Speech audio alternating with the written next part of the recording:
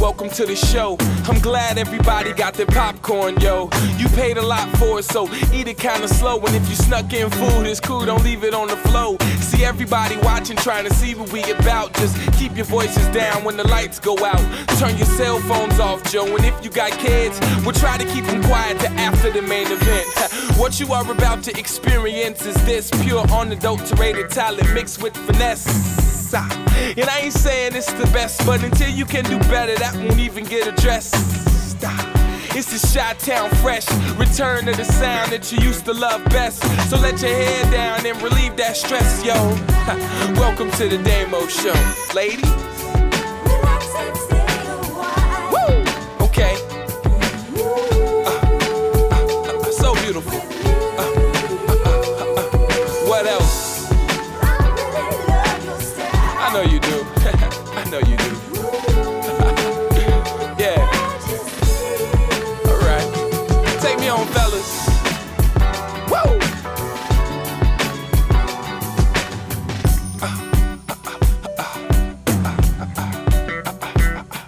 Yeah. Donc maintenant, nous voici pour la revue. J'aime bien ça, le titre Review and Use. Je l'aime beaucoup. C'est quelque chose que je vais continuer à utiliser pour mes prochaines vidéos de test. Donc, on va commencer à parler de la gamme Beautiful Texture. Donc, la gamme, comme disait Marina, est identique. Et je pèse mes mots, elle est vraiment identique à la gamme African Proud. Elle est plus chère d'ailleurs que la gamme African Proud, She Butter ou She Miracle. Voilà, She Miracle. Elle est plus chère, mais c'est pratiquement la même gamme. Même odeur, même composition, pas les mêmes intitulés de produits, mais ça reste quand même une gamme identique. La gamme, vous pouvez la trouver un peu partout sur Montréal maintenant, en particulier à la boutique MBC et chez Mama Africa.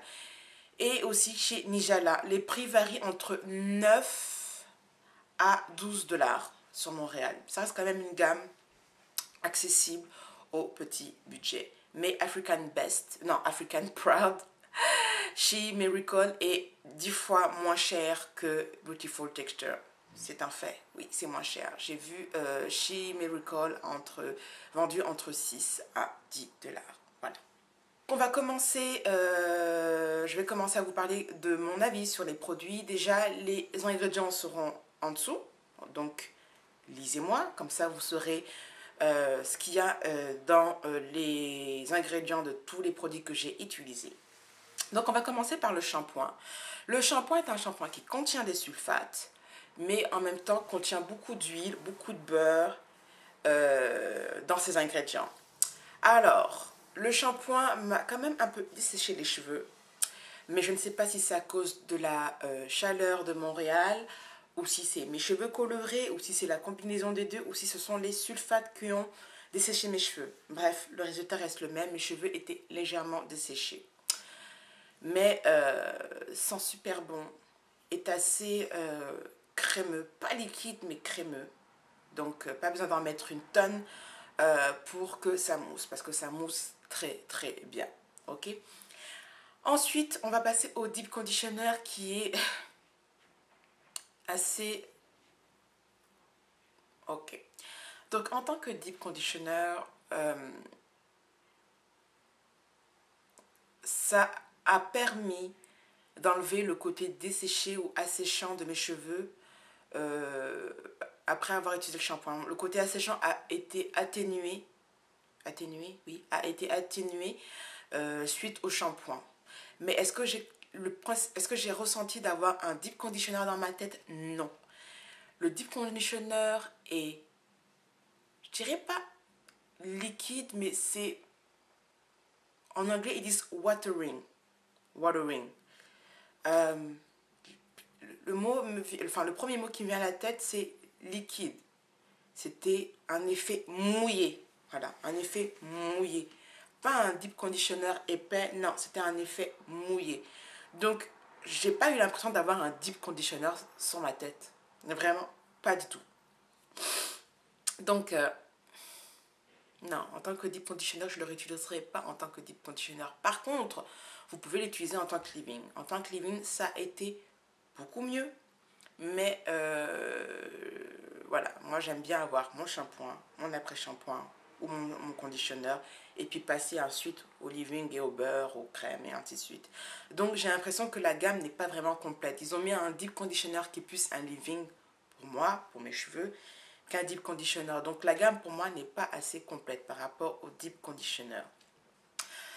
Ce que vous devez savoir, c'est que j'ai utilisé la gamme en plusieurs combinaisons et je reviendrai après de mes différentes combinaisons et des résultats que j'ai eus par rapport à ces combinaisons. Donc le deep conditioner en tant que leave-in était pas mal, était même mieux que en tant que conditioner. Ensuite, il y a le leave-in. Le leave-in, le vrai leave-in, pas le deep conditioner, le vrai leave-in est vraiment léger, mais vraiment léger, même liquide même.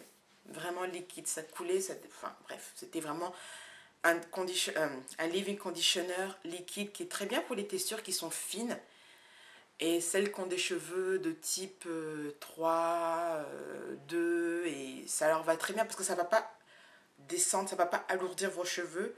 C'est très bien pour celles qui veulent des vrais puffs, pas une espèce de puff qui ressemble... Enfin, j'ai fait une espèce de puff un peu bizarre parce que mes cheveux, quand je fais des nattes, des braids ont tendance à s'étirer et j'ai des difficultés à faire des vrais puffs. Mais là, je me suis plus ou moins bien en sortie, mais bref.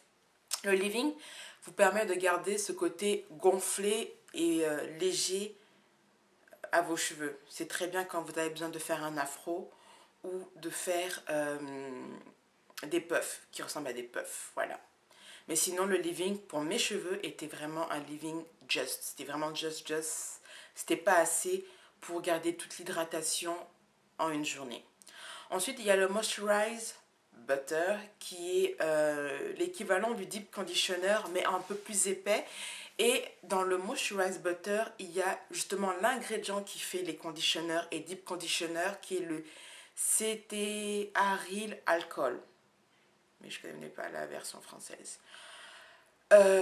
Par contre, ça, il était présent dans le Moisturize Butter. Donc, c'est assez bizarre de voir que le Deep Conditioner ne contient pas cet ingrédient, mais que le Moisturize Butter en contient. Et malheureusement, vu la quantité du Moisturize Butter, je n'ai pas pu l'utiliser en tant que Deep Conditioner pour voir si mes cheveux auraient apprécié le Moisturize Butter en tant que Deep Conditioner. Malheureusement, vu la quantité et vu l'utilisation quotidienne, j'étais obligée d'utiliser les produits de manière quotidienne, c'est-à-dire tous les jours pour pouvoir garder l'hydratation de mes cheveux. Donc c'était assez difficile pour moi de pouvoir faire garder une quantité assez suffisante pour pouvoir faire un deep conditioner vu le volume de ma tête.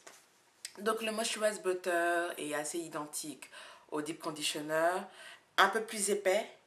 Et la quantité était beaucoup plus petite malheureusement. Mais ça reste quand même une très bonne crème. Ils disent butter, mais c'est une crème parce que le premier ingrédient, c'est l'eau. Donc voilà.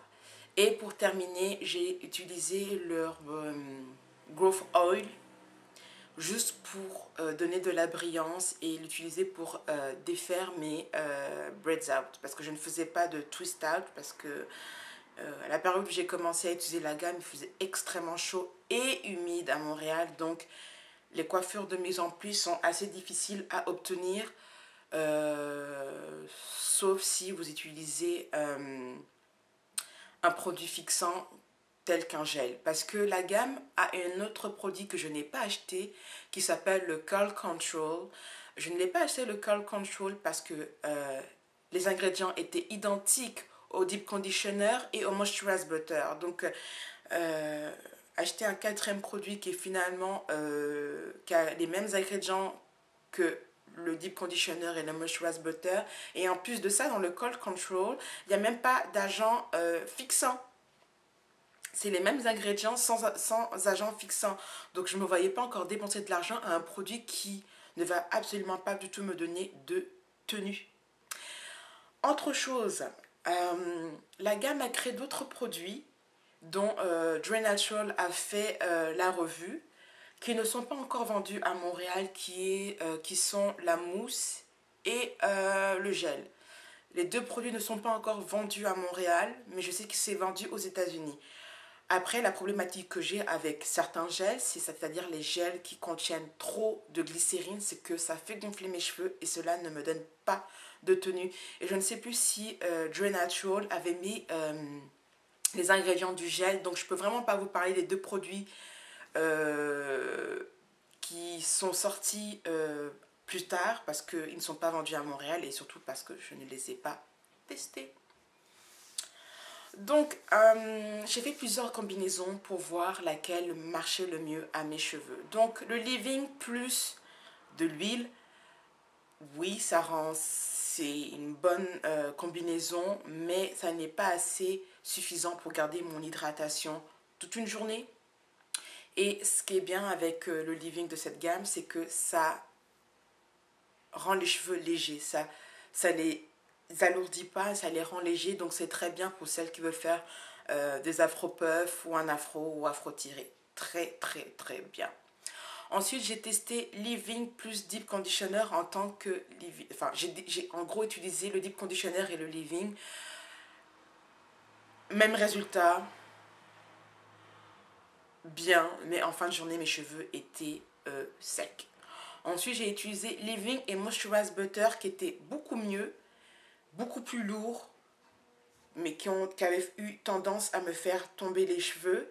Mais je préfère avoir une main lourde au niveau du produit. Je préfère avoir une main lourde et savoir que mes cheveux garderont une hydratation plus longtemps.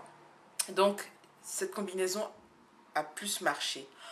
Ensuite, j'ai fait combinaison deep conditioner avec le moisturize butter. Le résultat était identique avec la combinaison leave-in plus moisturize butter. Et le moisturize butter tout seul avait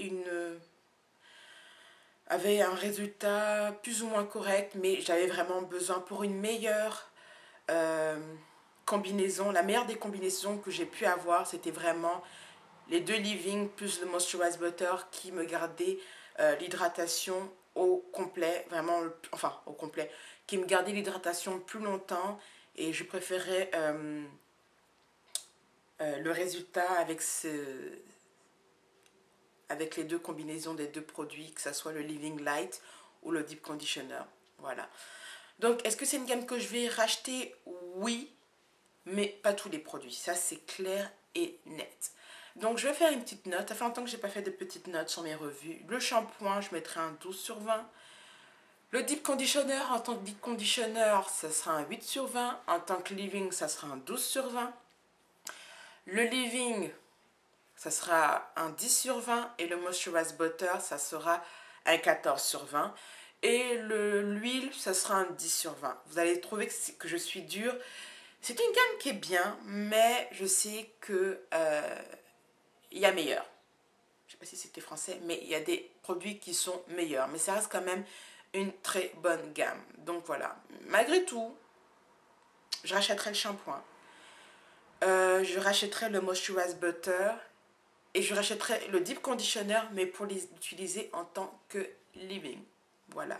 Et si par chance on arrive à voir les deux autres produits qui sont venus après, c'est-à-dire le gel et la mousse, je rachèterai peut-être vu que les prix restent assez raisonnables. Mais le gel, je le mets entre parenthèses si la composition est trop forte en glycérine. Parce que la glycérine mal dosée sur mes cheveux ne fonctionne absolument pas du tout avec moi. Donc voilà. Donc j'espère que cette vidéo sera courte et je vous dis à très bientôt pour une prochaine idée de coiffure. Donc voilà, bye.